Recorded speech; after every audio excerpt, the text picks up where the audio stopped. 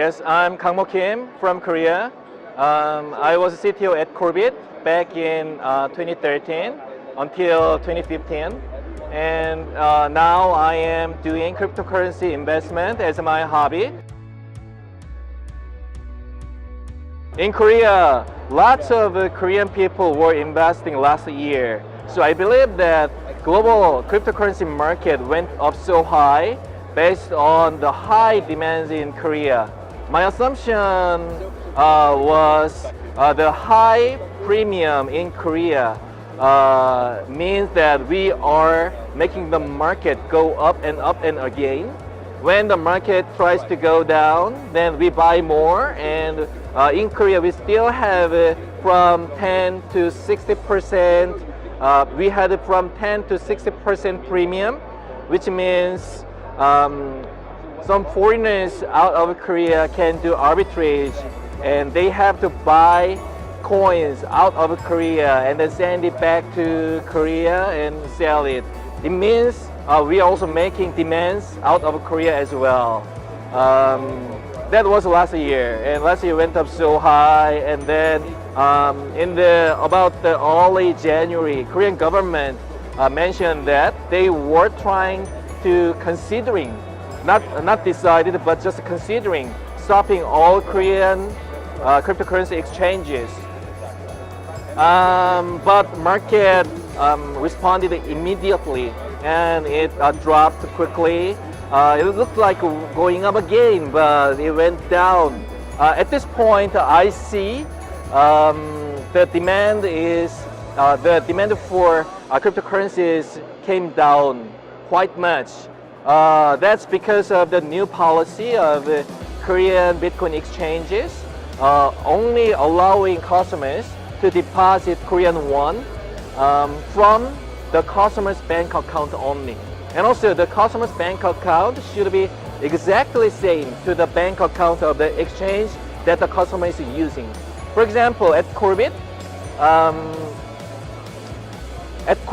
they are using Shinhan bank account, and I also need to have a Shinhan bank account. But yesterday I went to, the day before yesterday I went to Shinhan Bank, but they rejected it to create my bank account.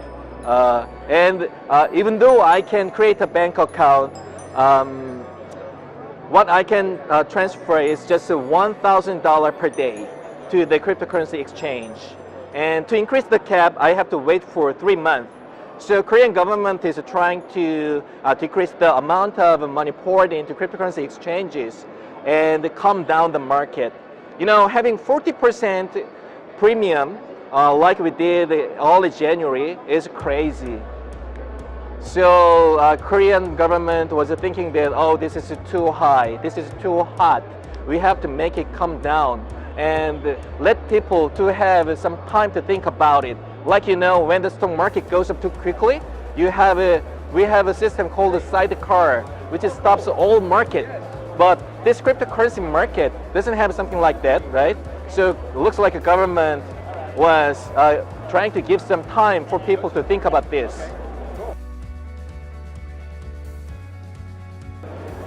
Government should do two things. One, regulation for taxation. That is necessary. Two, make a cryptocurrencies as transparent as possible, including auditing the funds managed by each cryptocurrencies, the deposit of cryptocurrencies or deposit of Korean won. All should be done audited very clearly. And also, Korean government should see if each exchange is managing their funds. Most of the cryptocurrencies should be put into cold wallet, and the cold wallet should not be controlled by a single person. It should be controlled by, for example, many person, right? Currently, what I invested is Ethereum Classic. I believe in Ethereum because, you know, Ethereum allows us to create a smart contract which decentralizes financial services, and we don't really have to depend on financial services done by big financial companies. As individuals, we can create smart contracts. and we can make our own insurance. We can make our own loan. We can make our own payment methods. So the future of Ethereum is huge and very bright, and I admire Vitalik Buterin, who created it, and co-developers who did it. But you know, the scalability issue is too hard to solve, and it'll take some time for them to completely solve the issue, right? So in the meantime, while the scalability issue is solved, I assume that lots of services which are depending on Ethereum might be able to decide to move to Ethereum Classic because the switching cost is very low. It's like changing your car from A car to B car because it has almost the same interface as a software developer. So the number of transactions in Ethereum Classic is likely to go up as time goes on. And also, Ethereum Classic development team is trying to solve the scalability issue by having a separate network, which is still based on Ethereum. The biggest problem is, I think too much money getting poured into ICOs. So here I want to make it clear, ICO is a very nice tool. It's a new innovation to financial world. Previously, as a startup, we had to go to VCs and ask us to provide some funds for our new project. But ICOs innovated that process.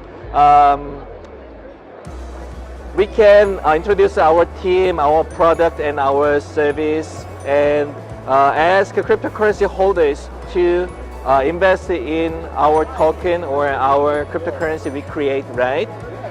But the problem, before talking about the problem, it is great because the new ideas can come to real world at very low barrier. So the barrier for getting funds was lowered quite much, comparing to the high barrier that VCs had. That is great. So new innovations will come, but the problem is individuals who are investing in ICOs looks like not spending much time for investigating each of the startups, whether they have a real project, whether they have real developers for blockchain technology. Looks like maybe 80% or 90% of ICOs could eventually fail, but only 5 or 10% of ICOs succeed in the end. And currently, it looks like each individual investors are expecting too high and investing too much money. And based on the high demands on the ICO tokens or cryptocurrencies, the price of the valuation of each ICO startups went too up. So that's the biggest problem right now. For cryptocurrency investment, I recommend not assuming anything on the market.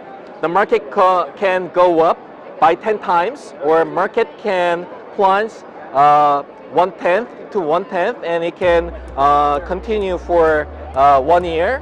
You have to consider two cases and invest your money based on the ratio of your fiat currency to cryptocurrency, not based on the market movement.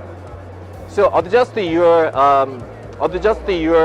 ratio from fiat currency to cryptocurrency to an appropriate level as the market moves. So for example, when the market goes up, then your cryptocurrency price goes up and the valuation of the cryptocurrency goes up, so you have to sell some of them to make the ratio to fiat currency to cryptocurrency even. My strategy, currently I'm seeing, I bet with the 60% of a probability, the market will go up again, meaning current price coming down is just a price correction. That's my 60% betting.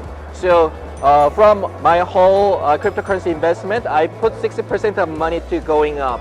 And another 40% is going down to 1/10 of the current price and continue with that price for 1 year. I'm not saying that price will come down to 1/10 right now, but it could take a long, like a 1 year or 2 years. So my strategy is I already invested the 60% of money for going up, right? Another 40% is divided into 120 slices. So, you know, for 10 years, you have 120 months, right? So every month, I put exactly the same amount of money to buy any cryptocurrency every month for 10 years. So I'm spending 40% of my cryptocurrency fund for conservative investment and 60% for positive investment.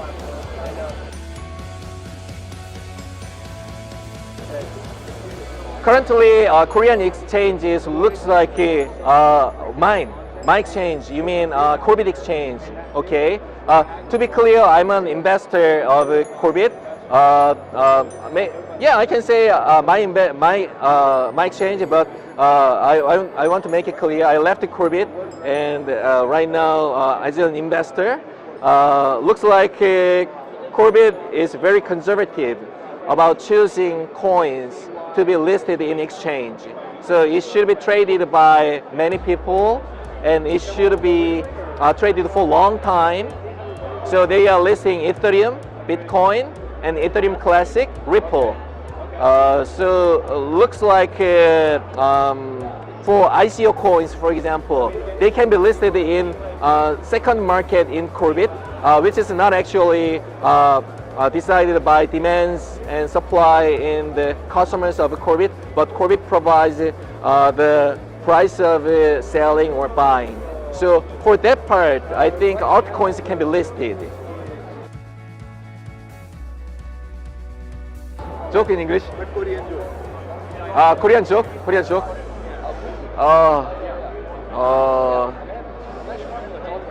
Sorry, my brain is optimized for formal cryptocurrency talking today. It's not working. Okay, that's enough. Okay. Thank you, sir.